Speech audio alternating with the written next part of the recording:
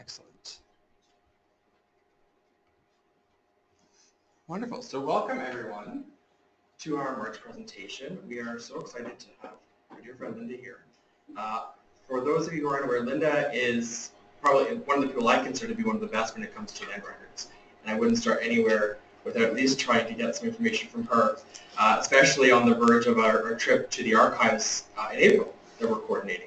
So I know next month we're going to have a presentation by myself to talk about how to get started to prep for the archives and get ready for our trip there, but the land piece, I can't even do it justice, I'll tell you that. So I'm glad Linda's here.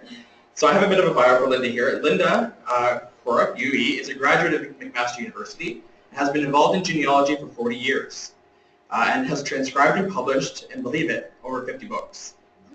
She has many years of experience navigating records at the Ontario Archives, and her name is on the list of suggested researchers out of the archives, which is something that is a great mention from them as well. As it comes to it, her area of expertise includes gathering acceptable documentation to obtain the UEL certification, which Linda also holds as well. And because of her ancestors were from the Bay of Quinte region of Ontario, her early publications concentrate specifically on that area. However, more recently, she has completed books which chronicle life in all the districts of early Upper Canada, including annotated transcriptions of the Assay's court records, currently published to 1829, and the records of the Heir and Devisee Commission for the entire province. Interesting, I like that. Her newest publication is a history of the Addington Colonization Road. Linda is a longtime member of OGS, both Kingston and Quinte branches, and also a member of the UEL Association of Canada. So I'd like to welcome Linda.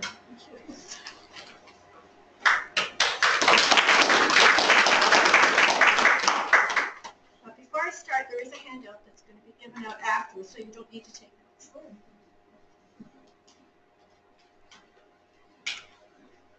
So as a professional researcher, one of the things that clients often say to me is that the record of a particular birth, marriage, or death just has to be out there somewhere.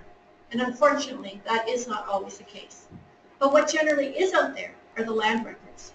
And that's understandable. A fellow researcher once told me that it cost 5 cents to register a birth. Also cost 5 cents to buy a glass of beer at the local tavern. Which do you think a farmer would have been more interested in on a rare trip to town? The land, on the other hand, was the bread and butter of many of Upper Canada's early inhabitants, and generally more care was taken in that area. Of all the records of Upper Canada, the land records are among those that have been the best preserved. I could just get one click on the screen. Okay. Thank you. So today we're going to consider 4 questions in our discussion of how to get the most from land records. Number 1. Earl is in the library. Could you please return to the front desk? Thanks, Earl. Number 1. What can I learn from land records? Number 2. Did my ancestor own land? 3. How can I learn what land my ancestor owned? And 4. What types of records can I consult once I know where the land was located? So we'll start with the first question. What can I learn from land records? You can learn a moving date, or possibly the location of a new residence. Most of you probably have an ancestor who appears in a census in one location, but by the time of the next census, 10 years later, that location has changed. Now you know the family must have moved. It's happened sometime during those 10 years, but you don't know exactly when.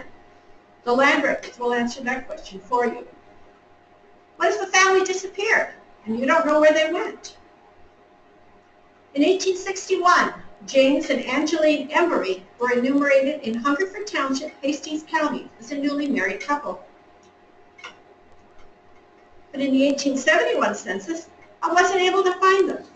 Now, I did find Angeline. She was in Richmond Township in Lennox County with her mother, but she wasn't listed as a widow. In 1881, I couldn't find either of them. The land records came to my rescue. By looking into the deeds of Richmond Township, which is where Angeline was in 1871, I found this sale of land by James Embry of the Montana Territory, dated 1868. And then it became clear what had happened to James. So using that information, I was able to find, I was able to find James in the 1870 census of Montana and James and Angeline in the 1880 census. You might be able to learn the name of a spouse. It isn't until the 1851 census that we consistently find the names of spouses recorded. Now there are some earlier census available, but they generally don't show the spouse's name. Sometimes the land records do give us that information. So this is a memorial of sale of a piece of land in Scarborough Township from 1838. The seller of the property is Joshua Lamoureux, and the name of his wife is shown as Annie. 1851 census of Scarborough Township is missing, so this information is 24 years earlier than any possible census listing for the couple. Although you may know that an ancestor moved from one location to another, you may not know who the previous owner of the property was, how your ancestor acquired it, or who purchased it after your ancestor left. Sometimes these names can lead you into the discovery of new relatives of whom you may previously been unaware. This is a deed of sale from Mountain Township in Dundas County.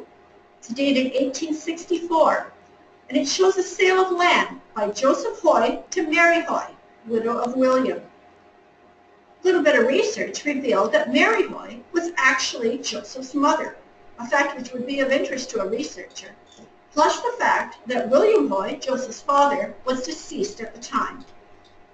Sales to relatives might be hard to spot, particularly if a different surname is used, but sometimes you can get a clue in the sale price of the land. If it's ridiculously low, such as $1, there has to be a reason, and it's most likely a sale to a family member. The names of witnesses are an often overlooked piece of information, and one that can also lead you to the discovery of more family members. The witnesses in the sale we were just looking at were Richard Stiles and George Hoy. George Hoy was also related, and as it turns out, he was a brother of Joseph Hoy, the vendor. When it comes to looking for wills, you may not know that although many wills were filed with surrogate records of the county in which the deceased lived, some of them were copied into the deed books. Here's the will of George Hopper. It's dated 1840, and it's from the Prescott County deed books. A will was usually entered into these books if land belonging to the deceased was mentioned in it. Now, sometimes these wills are also filed with the surrogate records, but not always, and if they're not, then the deed books are the only way that you can find it. Let's move to the second question. Did my ancestor own land? Well, one really good clue that he did is if you find him described as a yeoman. Here's the definition of yeoman from the Oxford Dictionary. It's a man holding and cultivating a small landed estate, a freeholder. Note the word freeholder here. We're going to see that again later. This is a page from the 1861 census of South Dorchester Township in Elgin County. And you can see that the word yeoman is shown as the occupation of both Michael Baker and John Mallory. So now we know that both of these men were landowners. William Shackleton's occupation is just shown as Y, but that too means yeoman. Another clue would be if you were to find your ancestor on a poll or voters list. Early poll lists are really interesting because they list the candidates running in the election and record each person's vote. Not only did you have to own land to be on a voters list, but you had to own a particular amount of land. On this poll list from 1828 Prince Edward District, we find two people being struck off because they did not own enough land. Thomas Dorland and Stephen Ferguson have both been disenfranchised. This rule of the necessity of owning land in order to vote did not change until after Confederation. This 1866 voters list from Newmarket shows exactly which candidates each person voted for. The list of voters were compiled from the local assessment rolls to ensure that each person did indeed own land. If you were to find your ancestor on a jury, that too would be an indication that he owned land, as the possession of land was a prerequisite for being a juror. And in fact, the assessment rolls were also used to prepare the lists of potential jurors. This trial took place in the town of York in 1801, and each of the 12 men shown on the petty jury would have been a landowner. In early Upper Canada, the members of each jury tended to be drawn from the same township. So if you can identify from which locality at least one or two of the jurors hailed, all of them might well be from that same place.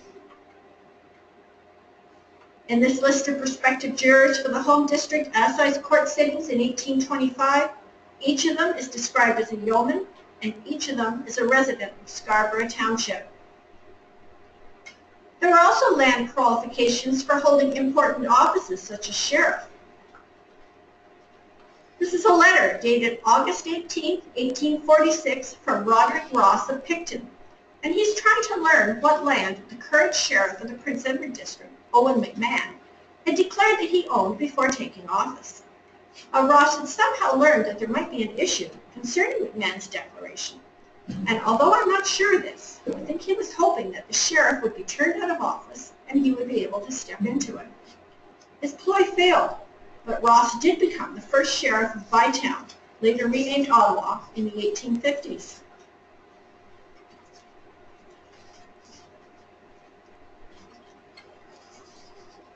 Let's look at the third question. How can I discover what land my ancestor owned? Well, one method that's often successful is to look at directories. Library and Archives Canada has a website called Canadian Directories Collection, which has a database containing entries from 95 historical directories from right across the country. There are also several PDF files from Hamilton, Kingston, London, and southwestern Ontario, which you can download. So here's just a small part of what comes up when I click on Hamilton. Let's try searching the database. I'm going to search on the surname Bennett, and I'm choosing the City of Ottawa directory for 1873 to 74. Here's my results. If I click on the top entry, I find 2 people named Bennett living in the PN. Now, of course, not all available directories are on this site. The Archives of Ontario has an extensive collection. I've chosen the microfilm of the Essex County Gazetteer General and Business Directory for 1866 to 67. If, for example, you were to look up Sandwich West Township in this book, here's what you would find. Being an earlier directory, it unfortunately does not show whether the person owned the land or was just a tenant. Later ones, like this 1893 directory of Hope Township in Durham County, will do so. So here, T means tenant and F means freeholder, which we saw earlier in the definition of a yeoman. If your ancestor lived in an urban area, your options for finding him are going to be more limited, and directories will be one of the main tools that you can use. In this Toronto directory from 1859 to 1860, the house numbers and the street names are both shown. You can also find many directories on the internet, such as the ones on this page, hosted by the Chatham-Kent Public Library, or the ones on this page, hosted by the University of Windsor. For rural ancestors in particular, historical atlases are a valuable resource for finding out exactly where he or she lived. From 1875 to 1881, 32 historical atlases were produced, which covered 40 Ontario counties. In recent times, 2 more were recreated using old information, and they covered an additional 3 counties. So now there are atlases for 43 Ontario counties. In this chart, county atlases in black are the original ones, and the recreated ones are in red. This is the title page from the Stormont, Dundas, and Glengarry Historical Atlas. This is part of the map for Roxburgh Township from that atlas. And you can see that the concession numbers along the bottom are shown in Roman numerals, and the lot numbers running up the sides of the lots are in Arabic numerals. The name of the owner or occupant is clearly shown, as is the number of acres each person holds. If you're really lucky, you might even find a sketch of the property on which your ancestor lived.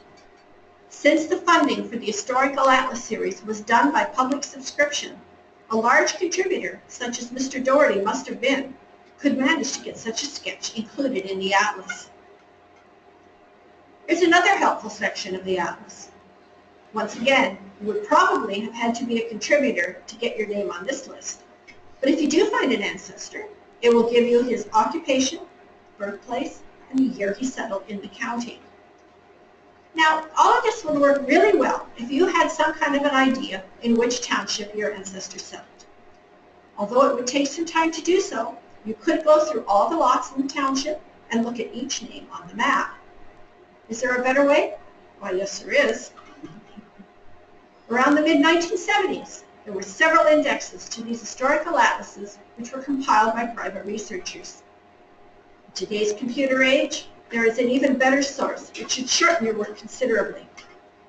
So if you Google McGill University Historical Atlas, you will find a digital version of the maps that were published in each of the atlases, plus an index of names. Here's the whole page. If you click on search, this is what comes up. So I'm going to choose maps first. This brings up a color-coded map and a list of all Ontario counties for which maps were produced and digitized. Now I'm going to click on Oxford County. Clicking on an individual township in the county brings up a map of just that township. So I've clicked on Zora East Township. And here's the map of that township, from 1876 in this case, complete with the names of the inhabitants. Let's go back to the search page. This time I'm going to click on People. And I'm going to enter the surname Brown into the search box, along with the county name of Oxford. Now this will work even if you don't put the county name in, but of course you'll have a lot more results to go through. So here's what comes up. If I select one of these entries and click on the word Go, here's what I get. So I now have the lot and concession number. That's lot 14, concession 17 of Abram Brown in Zora East Township. If you like the idea of seeing your ancestor's name on a map, then you can check out the series of earlier maps which were produced by George Tremaine and Henry Francis Walling from around 1850 to 1860. Best way that I know of to access these early maps is to go to the website of the University of Toronto on their Ontario Historical County Maps Project page. Now I know it's a bit difficult to read in these colors, but this is a list of 27 early maps that you can access. So let's try this. I'm going to click on the map for Wentworth County. It's a great little feature at the bottom of this map called Zoomify. You can enlarge the map to pretty well any size you could ever want. I have the map at less than half of the largest size possible, and you can see what great detail and legibility I'm getting. Plus, in the top left corner, I can see exactly where this piece fits into the map of the entire county. Indexes to some of these early maps may be available online, although on different websites. As an example, here's one for the 1861 Waterloo County Tremaine map on the Waterloo Region Generations website. So if I click on William Adams, I get quite an extensive amount of information on him, not just the lot and concession number on which his name appears in the map. Another way of learning on which lot and concession number your ancestor lived is to use the Ontario Archives Land Record Index. What this is a listing of all the first registered owners for pretty well every lot in the province. Now that covers a lot of ground. It contains the names of United Empire Loyalists and their children who were awarded land, provided they did not sell their right to that land before obtaining the deed. It also has land grants from the various wars fought by the inhabitants of the province, such as the War of 1812-14 and the Fenian Raids. You can find land grants given to settlers on condition of performing settlement duties, and lots purchased from the Crown Lands Department. Now, the Ontario Archives originally compiled this index, but some local libraries have it as well. In the reading room at the archives are two desks on which are many helpful finding aids. Each desk has a sign above it describing what type of finding aid you can find there. So on the desk where the land records are may be found these two white binders. One binder contains the records sorted by surname One contains the records sorted by township. Inside the binder are several microfiche. When you put one of these microfiche on a reader scanner, here's an example of what you will find. Now I know all these numbers and codes are confusing, and that's why on the same desk as the white binders is this holder for printed guides, one of which will help you understand what those numbers and codes mean. If you're not at the Archives of Ontario, you can still see a copy of the guide by going to their website, clicking on Accessing Our Collection, then on Research Guides and Tools, then on Using the Ontario Land Records Index. That will bring up a copy of the guide, which you can either print and or save to your computer. Now let's take a closer look at one of the entries. First column contains the name of the locatee, which is the person who was the first registered owner of the lot. Now remember to look for any spelling, any possible misspellings. The township in which the lot is located is next. Sometimes the locatee's residence is also shown, but not in this case.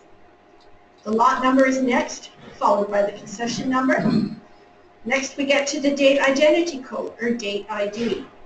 That's the authority under which the lot was allowed. And in this case, it's showing a number 8, which our printed guide tells us means an order in council. The issue date is next. You have to split these numbers up to make sense of them. So 18340421 becomes April 21st, 1834. If you find a C, it means circa. If you find a ND, it means no date. And there's 4 different codes for transaction types. In this case, it's FG, that stands for free grant. You might also see L for lease, S for sale, or A for assignment or transfer. So Patrick Healy received the lot as a free grant.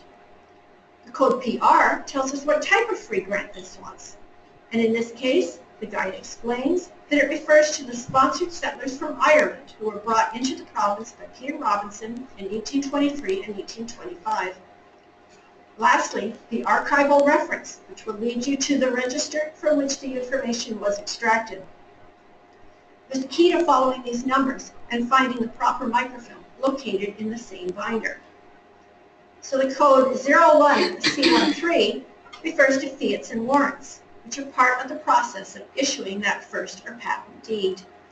If I want to look up this reference to see the original, finding it tells me that volume 154, Fiats and Warrants, is on microfilm MS693, reel 156, and I'm going to need page 3 of that volume. So here's the title page of the volume on the microfilm, and here is the actual listing for which the entry on the Ontario Archives Land Record Index was extracted. Now these images originally were side by side as 2 facing pages in a register, but I have split and staggered them to be able to enlarge them further. Another effective way of locating a rural ancestor is to use the agricultural census of the province. Although this type of information was taken at various censuses, from 1881 onwards, it was unfortunately not retained. But that still leaves you 1851, 1861, and 1871. As the years passed, more and more information was requested from each family. In the 1851 agricultural census, there were 56 potential columns to fill in. This is an example of what that looks like, stretched over 3 pages.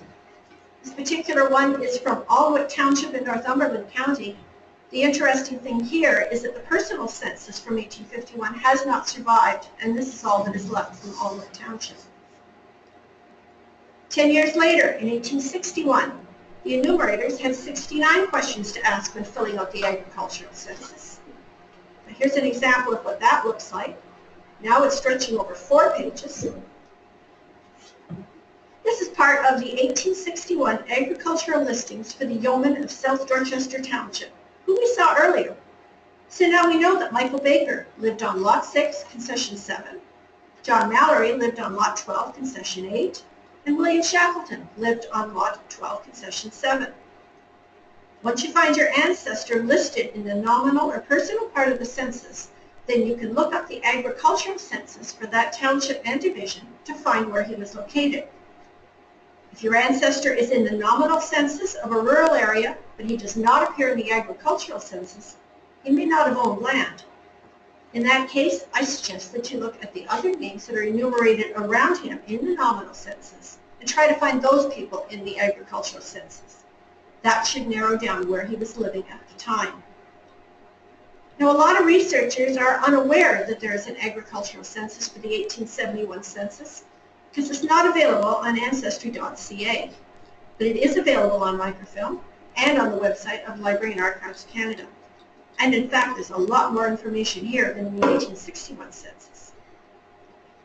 This census was split into 9 schedules, which had 211 questions altogether. These are the questions that were asked in Schedule 4, which is the one which will give you the lot and concession numbers. Here's an example of what that looks like. This one is for Part 2, Grimsby Township in Lincoln County. And note that there are no names on the left columns on the schedule. That is because the first and second columns are cross-references to the personal census. So if, for example, you were to find the numbers 45 and 12 here, then the information on that line refers to the person on page 45, line 12 in the personal census. The nominal census is a good tool to use in locating urban ancestors. In this 1861 Hamilton census listing, John Gentle lives on the west side of Queen Street East. By 1911, the number of the house as well as the street name was recorded, as you can see by the census of the houses on Rideout Street in London. You may not know that you can use street addresses to search out people on the Ancestry.ca website. I decided to search on the address 466 Yonge Street in Toronto. Now, it didn't always work, but I was surprised at some of the results I did get. First thing that came up was the 1921 census listing for the people living at 466 Yonge Street. Next, I learned who was living at that residence in 1889 through the directory for that year. And the 1935 voters list came up for the residents of 466 Yonge Street at that year. Another method of finding out which lot and concession number your ancestor occupied is to consult assessment rolls. These rolls vary as to how they're set up and the information they contain. Early assessment rolls, such as this one for Augusta Township dated 1819, will not give you the lot and concession number, which I find odd.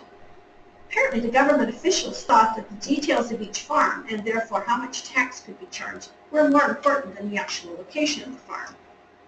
In later years, this was rectified. On this assessment roll from St. Vincent Township in 1876, we do find lot and concession numbers, and a whole lot more besides. First of all, contrary to popular belief, tenants were also included on assessment rolls. This roll uses the same abbreviations as the directory, with T meaning tenant and F meaning freeholder. If the person was a tenant, then the name of the owner of the lot would also be included in their listing. This roll even shows the ages of the people that have been assessed. Apart from the obvious categories you might expect to find, such as value of the property and number of acres cleared, I've listed a few of the ones at which you might be surprised, such as religion, number of persons in the family, number of dogs owned, statute labor days, and school sections. If you're searching out an urban ancestor, the assessment rolls are going to be important to you. Even early urban assessment rolls will show you the street on which your ancestor lived, but you'll have to use later rolls to get the house number. This 1837 assessment of St. David's Ward in Toronto shows people living on Berkeley Street. The house numbers and street names are included in this 1878 assessment of the town of Waterloo. And to make it easier to consult, it's arranged alphabetically. Don't forget that when you're dealing with urban assessment rolls, street names may have changed over the years. In the case of Toronto, Hugh Armstrong has put up a website which shows the old and new names of several Toronto streets.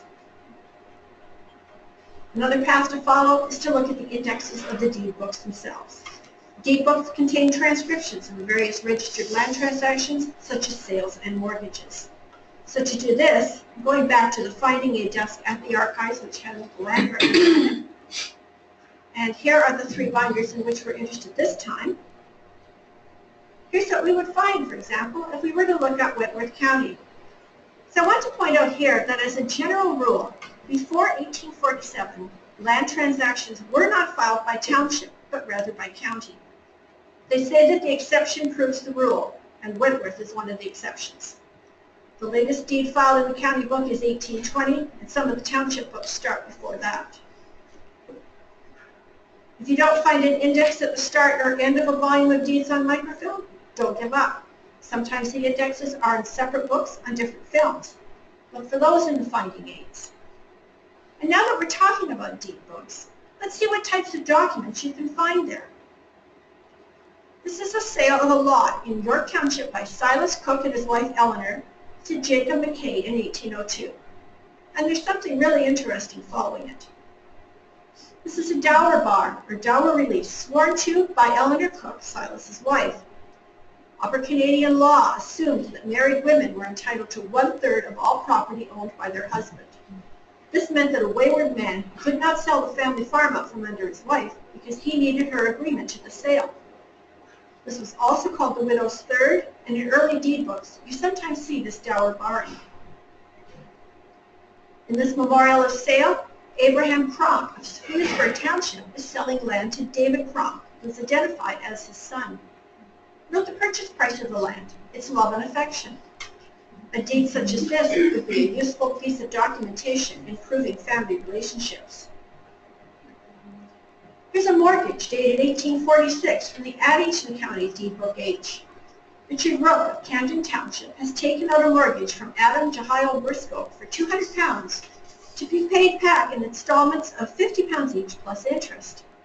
There's an added note in the left margin which unfortunately is obscuring some of the information. Let's take a closer look at that. It's a discharge or release of the mortgage. Adam Briscoe is certifying that Richard Rook has paid off the mortgage to his satisfaction. You might find a discharge recorded like this, or you might find it in its own memorial. Here's another type of document you might find. It's a sheriff's deed of sale. This type of transaction would be brought on by someone who is unable to satisfy his creditors. Patrick McMahon has not paid his debt of £211, 3 shillings and 3 pence to Edward Clark Campbell, who has obtained a judgment against McMahon. Court has forced the sale of his land in order to satisfy the debt. Any money that is left over after Campbell has been paid will be turned over to McMahon. That is, of course, unless more creditors have shown up in the meantime. This is a quitclaim deed. It's the type of document used when someone named in a will as an heir renounces his portion of the land in return for a cash settlement. So in this case, John McLaughlin is giving up any claim that he has to the lot in favor of Thomas Ponsonby in return for a payment of £100. Speaking of estates, as we said before, you might find a will in the deed books, or maybe just that part of a will that deals with the land. So this is part of the will of Daniel Shannon Sr., in which he is bequeathing Lot 92 in Stamford Township to his son William Shannon. Okay, now you have the lot and concession number. What are you going to do with them? Well, one of the first things you can do is to look up what's called an abstract deed. And basically what that is a list of all the registered transactions concerning any particular piece of property. Now the ideal situation would be that the abstract deed would give you an exact listing of all the land dealings concerning that lot. The reality is that although some will do that, others are missing transactions because they were never registered. So to look up an abstract deed, let's go back to our 3 land binders. And I'm looking for the abstract deeds of Sydney Township, Hastings County. So I see that for a deed from Concession 5, I'm going to need film GSU 197975. GSU stands for Genealogical Society of Utah, which was given permission to microfilm the old deed books. Here's the abstract deed of Lot 36, Concession 5 of Sydney Township. Let's look at some of the entries on the abstract deed and identify what the abbreviations and numbers mean. This first column contains the deed book letter plus the memorial number. You're going to need that if you decide to look up any document. Next comes the type of transaction. We've looked at the types of documents you can find in the deed books. Let's look to see how these various types might be shown on an abstract deed. A sale can be designated as BNS, meaning bargain and sale, or sometimes just as deed. This is probably the most common type of document. M means mortgage, RM or DM means release of or discharge of mortgage, and QC means quitclaim. These abbreviations can differ slightly from county to county. The next column is the date of the transaction, and the next one is the date of the registration. They're not necessarily close to each other, and in fact there can be a gap of several years between them. Note also that the order of the listings is chronological, but it's not by transaction date, it's by registration date. The next column is the grantor. That's the person selling the land or taking out the mortgage. The next is the grantee. That's the person acquiring the land or giving the mortgage. Next comes quantity of land involved in the transaction. Then the amount of consideration or the price. And the last column contains the description of the land, such as south part or east half. At the top of the page is the grant by the Crown to the first owner of the lot. Now, this is the only entry on the page which you will not be able to find in the deed books. And it is the only entry on the page which you should be able to find in the Ontario Archives Land Record Index, which, as we said earlier, shows the first registered owners of pretty well every lot in the province. Here's what a patent deed looks like. The only way to obtain a copy of the Crown grant or patent deed is to request it from the Ministry of Natural Resources in Peterborough. There will be a fee involved. They might have it, more likely they won't. But what the ministry does have is a microfiche which contains the information from all the patent deeds. So I've taken this from the Ministry of Natural Resources website to show you what type of information is available on the patent deeds. And most of this data is right on the abstract deed itself. So let's follow a reference number to see how it's done and what it leads to. So we'll look up at the item on the first line after the patent, which is a mortgage taken out by Richard Lake from James McNabb for £10. The reference numbers show me that it's in Deed Book B. It's Memorial 124, and it's dated April 1811. So here's the page from the Finding Aid binder, which gives the film numbers for Sidney Township.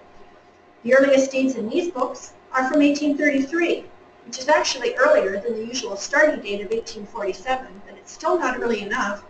So to access even earlier deeds, like this one from 1811, we need to look at the deed books for all of Hastings County. So I can see we need film GSU 197905. So I put that on the reader scanner. First, I find the title page of the register, and then the actual memorial. This is the document that generated the entry on the abstract deed. Things are slightly different when it comes to urban properties. The abstract deeds are not arranged by lot and concession number, obviously, but neither are they arranged by street address.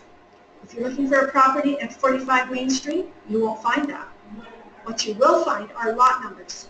These are the original lot numbers that were assigned when the town was laid out. This is part of the original plan of the town of Prescott, showing the lot numbers. And you can see that between the cross streets, there are only 6 lots. Today, of course, with lot divisions and development, there would be a lot more than 6 buildings or dwellings between those cross streets. You're going to have to figure out the original lot number in order to access the correct abstract deed. This abstract deed for Lot 5 on the south side of James Street in Prescott contains registrations for all the individual parcels of land that have been created from that original lot.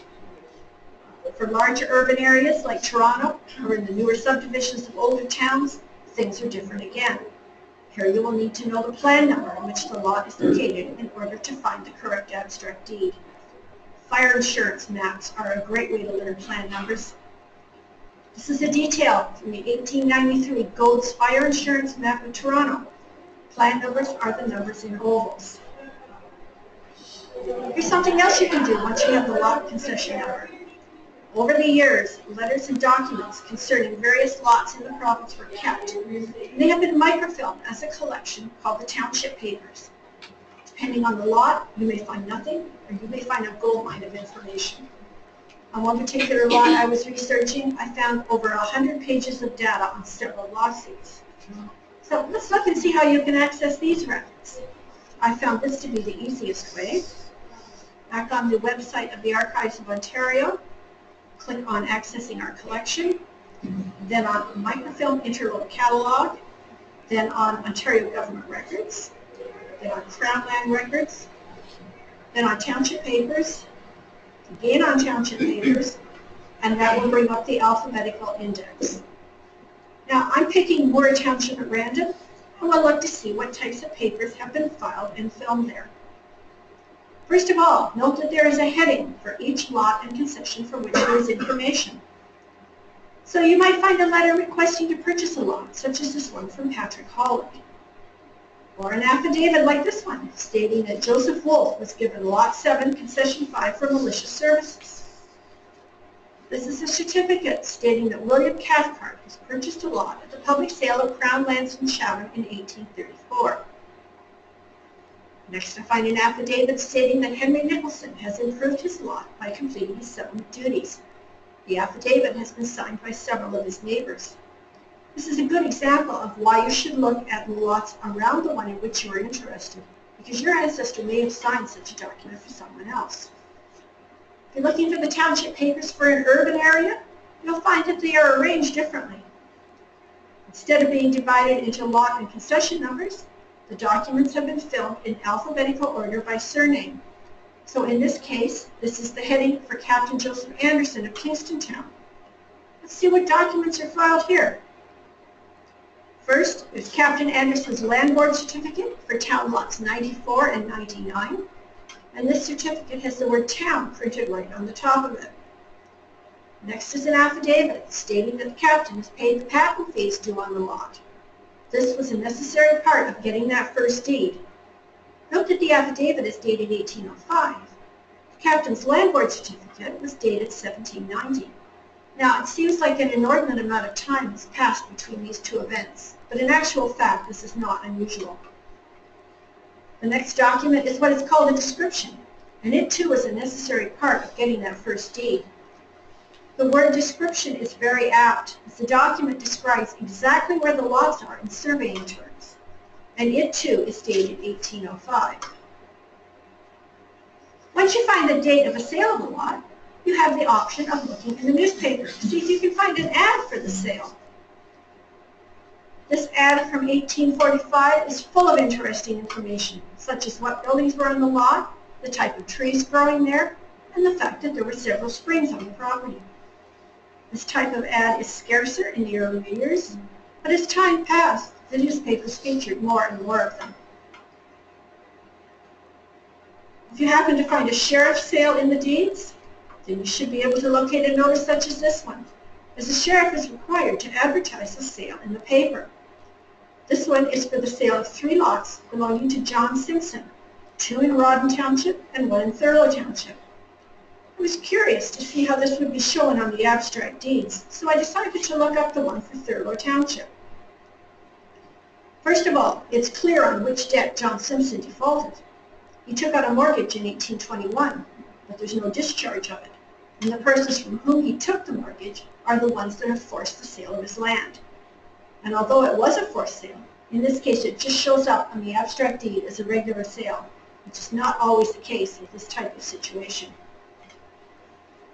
Where else can you look now you know the lot and concession number? Let's go back to the historical atlases. This is a map of part of Richmond Township in Lennox County from the Historical Atlas. We already spoke of these maps showing names, lot and concession numbers, number of acres, but there's still more. Look at the legend of symbols used on the township maps. They represent various types of buildings, such as a house, a church, or a school. The symbols vary a little from atlas to atlas, but the information is the same. This happens to be the lot of my great-great-grandfather, Jacob DeLine. There are 2 dark squares representing 2 buildings on his lot. Now, I doubt that the square closer to the top of the map on the lot line is his house because it's not near a road. That means that the other square, which is on the road, is most likely his house. Just to be sure, I checked out Jacob DeLine's lot on the 1860 Walling map, which is 18 years earlier. The lot's oriented differently, but there's only 1 square on this map, and it's on the road. So this must be the house. Using this information, I was able to learn what the house looks like in the present day. I was also able to find the nearest school, church, and the fact that there was a sawmill close by, something I'm sure he found very handy. This is the type of information that makes it much easier to visualize how these families lived and worked, something that the vital statistics alone will not do. If your ancestor obtained the first or patent deed for a lot, which you can find on the Ontario Archives Land Record Index, you'll probably be able to see that on an online map through the website of the Archives of Ontario. So back on the main webpage of the Archives, again click on Accessing Our Collection, then on Digitized Patent Plans, now on Archives of Ontario Visual Database, and enter the name of the township in the search box. So I've used Saltfleet. This will bring up all available digitized maps of Saltfleet for you to choose from. So I've chosen the first one, and all the names written on this map are those of the original lot owners. And it's so interesting to see who had the neighboring lots around your ancestor. Sometimes you can find your ancestor's name on one of these patent maps, even if they did not end up getting the deed. In this map of lots 26 to 31, in Section 7 of Thurlow Township, you can see that some of the names have been crossed out and new ones have been written in. The crossed out names are those of the original settlers who were given permission to live on and improve the lot. But for some reason, these settlers did not get the deed. They might have died or moved away. They might have sold their rights to the land, even though technically they weren't allowed to because they didn't own it. They might not have fulfilled the requirements of the settlement duty, or they might not have been able to pay the patent or survey fees. For whatever reason, that failure to obtain the deed opened the door to another settler who was able to get the deed. And so the original name has been crossed out and the new name has been entered. So to sum up, we looked at what you could learn from land records and discussed moving dates, the location of a new residence, the name of the spouse, the name of principals involved in sales and mortgages, as well as the names of witnesses, and also the fact that some wills are recorded in the land records. We looked at some of the indications that a person did own land, such as being called a yeoman, being on a poll or voters list, or a jury, or holding an office such as sheriff. What sources can be used to determine which lot or lots your ancestor owned was next? We looked at directories, historical atlas series, earlier maps, the Ontario Archives Land Record Index, the agricultural census for 1851 to 71, the nominal census, assessment rolls, and deed book indexes. Lastly, we talked about what you could do with the knowledge of which lot your ancestor owned. Abstract deeds, township papers, newspapers, historical atlases, and earlier maps, as well as patent maps would be useful sources to consult. Whether your ancestor owned land or not, and whether he was an urban or a rural dweller, I hope that by using the information presented in this talk, you will have luck in tracing his whereabouts. And while I can't promise you success, I can promise you an exciting search. Thank you.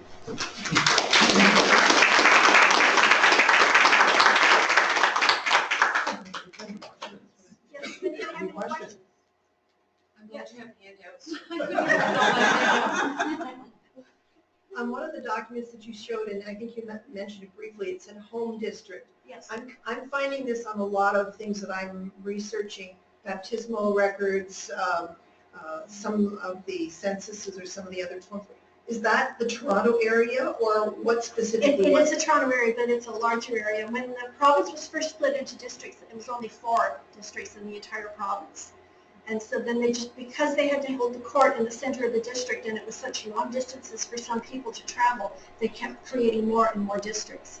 So it got smaller as time went on, and they abolished the districts, I think it was 1849. But yes, that is more or less the Toronto area. Anybody else have any questions? Yes.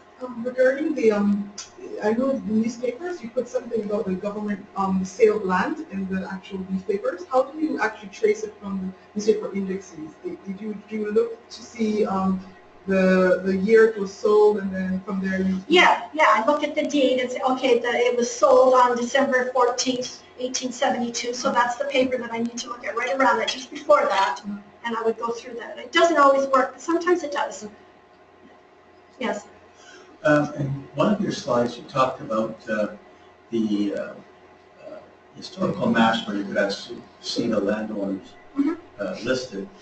Was that the University of Toronto historical map project, or was that another site? No, that was University of Toronto Historical Map Project. Okay. And I know this is a question I'm not going to like the answer to. My ancestors were in Nipissing.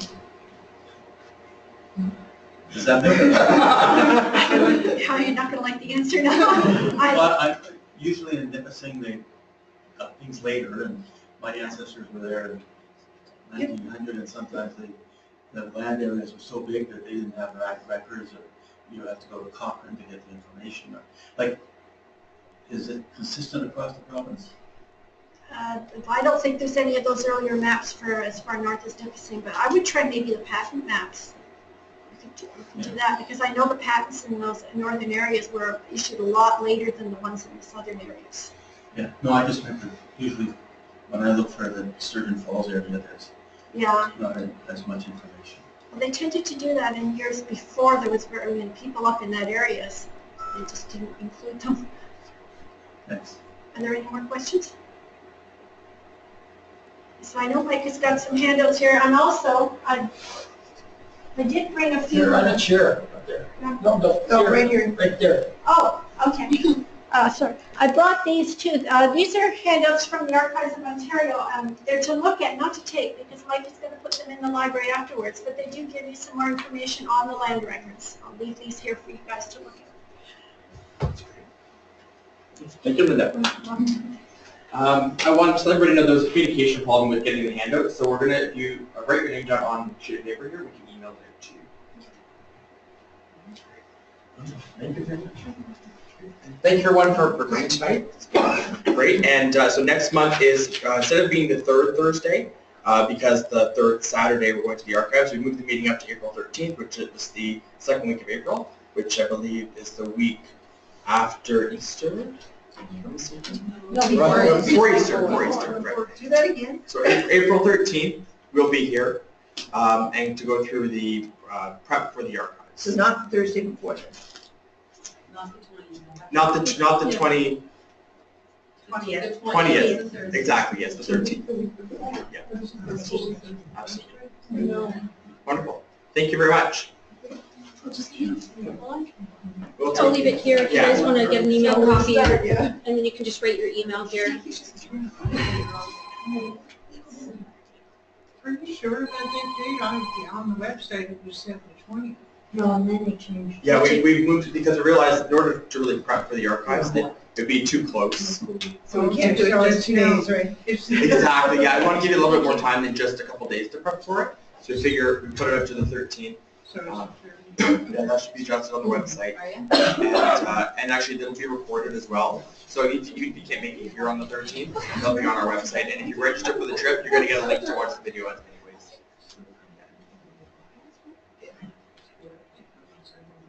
Thank you.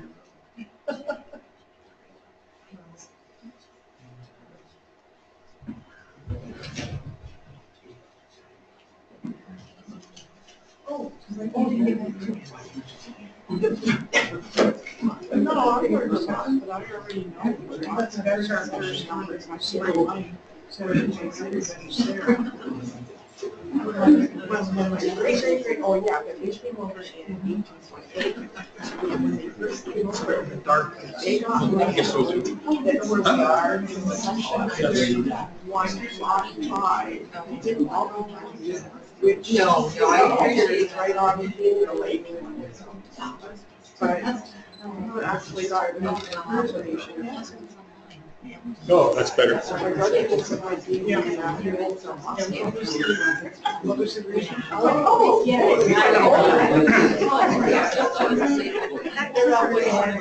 I'm sorry? Yep, that's. I get to 5 years and then they went to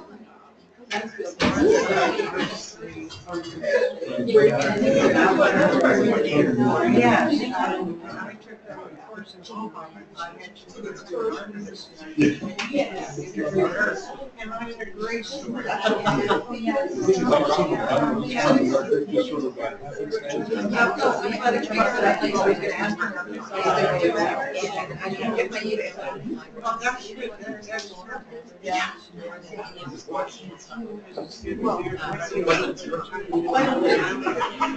Yeah, I know.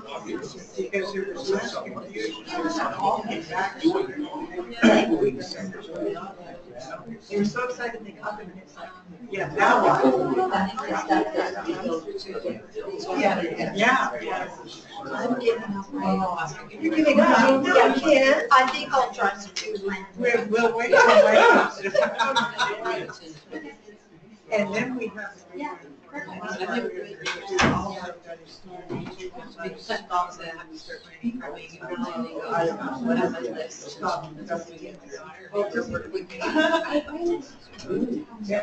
Oh, sorry. Oh, yeah. Okay. It was the one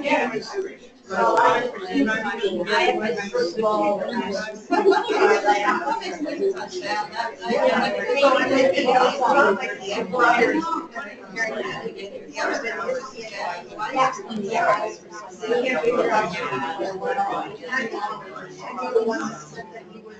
Scottish.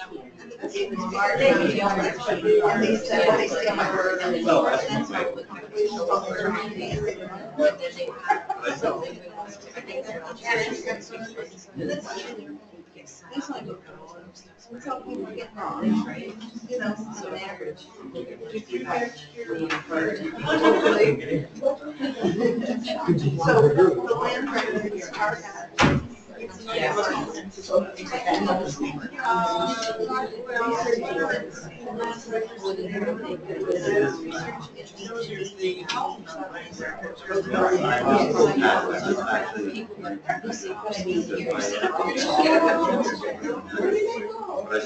you never know, right? Okay, come on.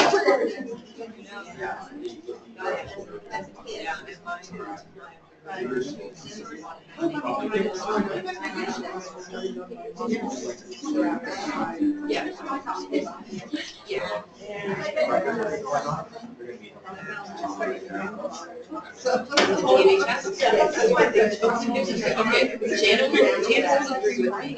Why should we get results? Yeah. It's very hard. I was remember how fast I was going on. And all of a sudden, it just stopped. And I said, I don't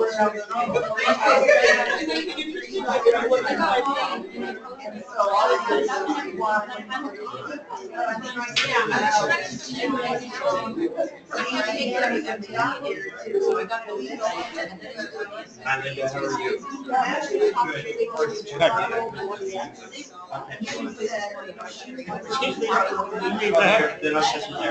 Linda's business card, if you'd like to contact her on any issues or anything, any questions, you can pick up her card.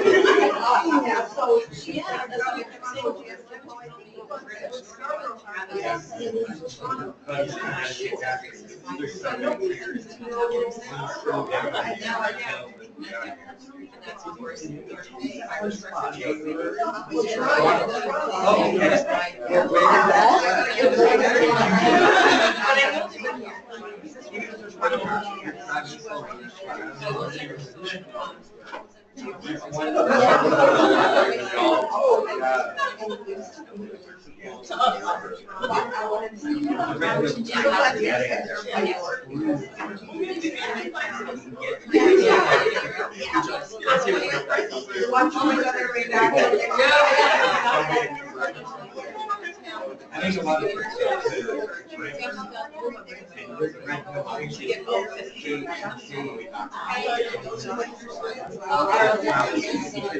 before the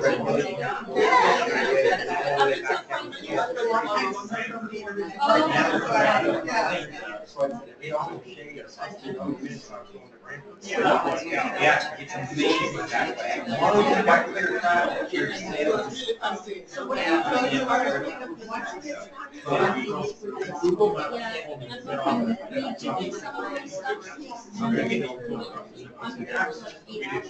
So.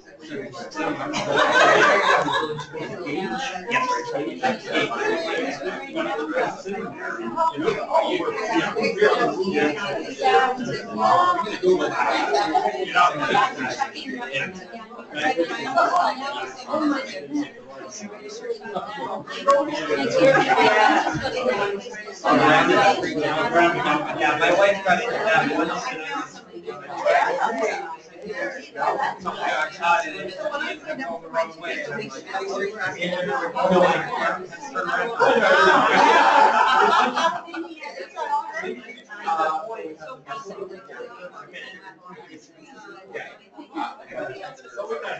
Yeah. Oh, yeah.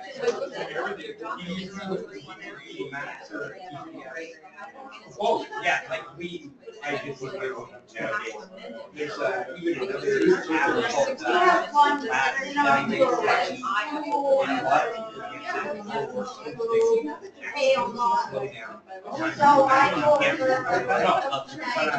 actually, who owns that? And like when we got caught on the red hill, I mean, heavy traffic. They should try everybody and start getting these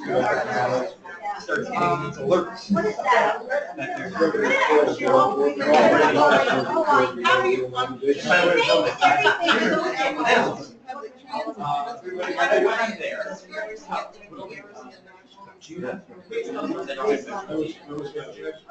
Yeah, or Greta ancestors at Gmail.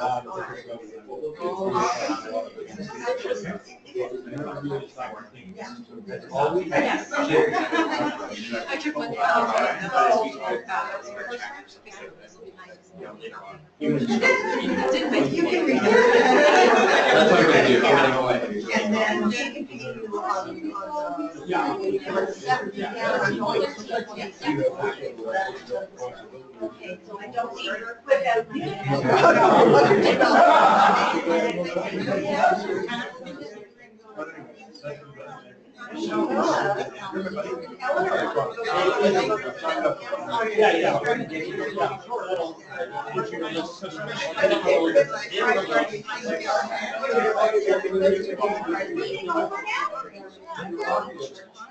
Anybody need this?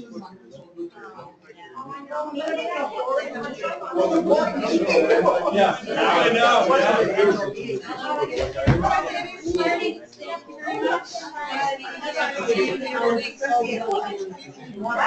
The handout for email is already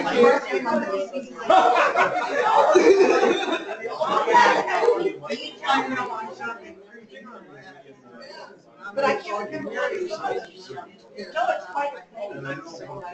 All that down.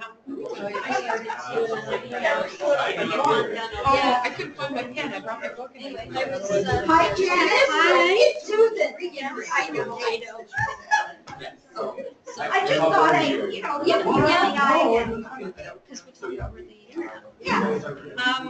I'm gonna hold off sending you some more stuff so you can work on your DNA for me. Oh, I don't think I want Did you find somebody that? Yeah, I did.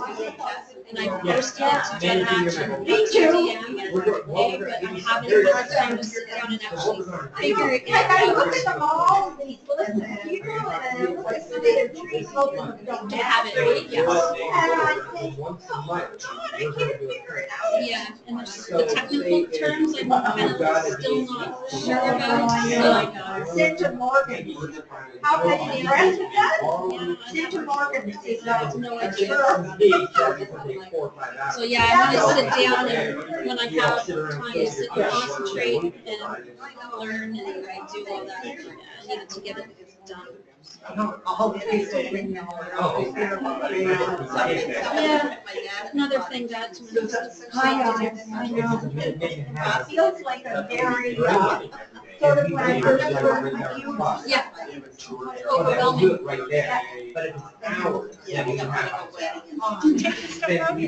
No, leave it, show up here, we just let him, wait for him to shut everything down.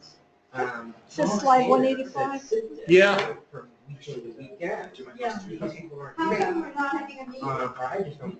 Are we having a meeting? If I get some experience. This is for the, Busy all summer long. But if I that's open up for one- the, I want to know if we can hire her. Like I can have equipment, I have equipment. Well, I can even try to audio it. I don't I can take a look. Well, I know, I